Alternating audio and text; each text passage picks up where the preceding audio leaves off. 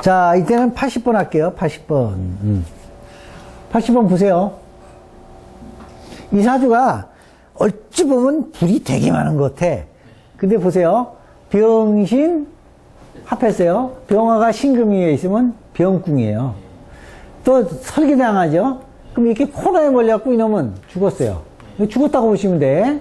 그 다음 사화 보세요. 사축 궁극했어요.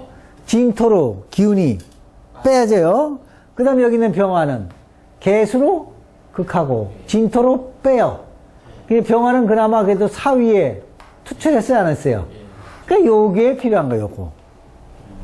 그나마. 근데 문제는 목이 한 마리도 없다는데 문제가 있어요. 목이 한 마리도 없다는데.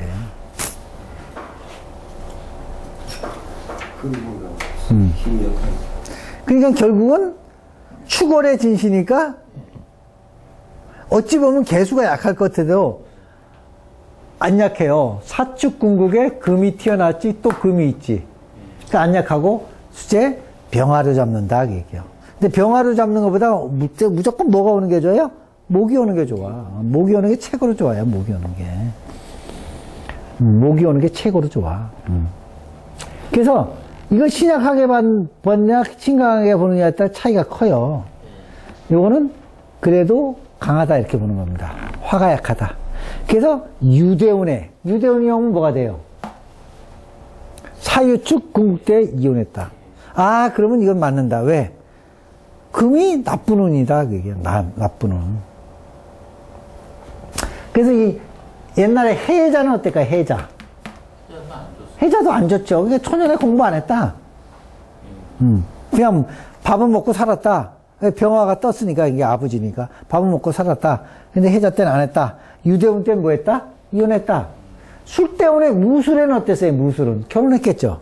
이 무가 어쨌든 간에 무게 합해서 관이 왔잖아요. 그 나이가 있잖아요. 그러니까 무대운에 결혼해서 유대운에 이혼했다 이렇게 보는 거지. 무대운에 결혼해서 유대운에 했다 이렇게 보시면. 자, 그 다음에 을미대운은 어떨까요? 을미대운은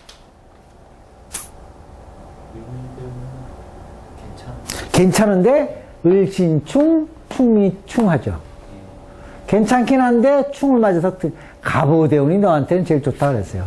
갑오대운 오시면 금생수, 수생목, 목쟁화, 사오, 화국하니까 오히려 조우도 맞고 저 통관도 되고 갑이 와서 그래갖고 이제 갑오대운에 뭘 판대요 자꾸. 그래서 갑오대운 이민년에 뭘 팔아라. 예?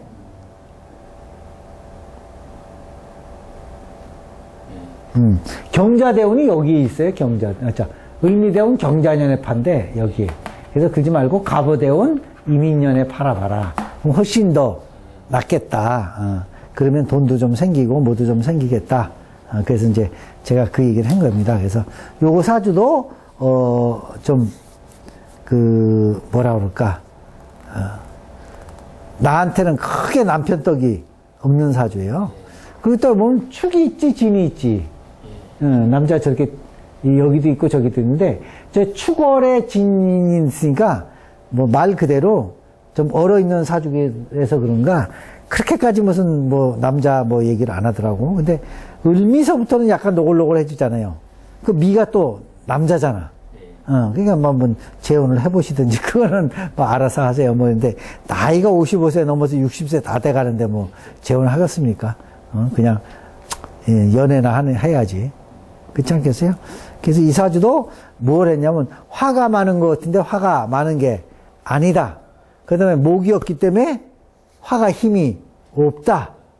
그렇게 보시면 될 것 같아. 자, 이걸로 모두 마치겠습니다.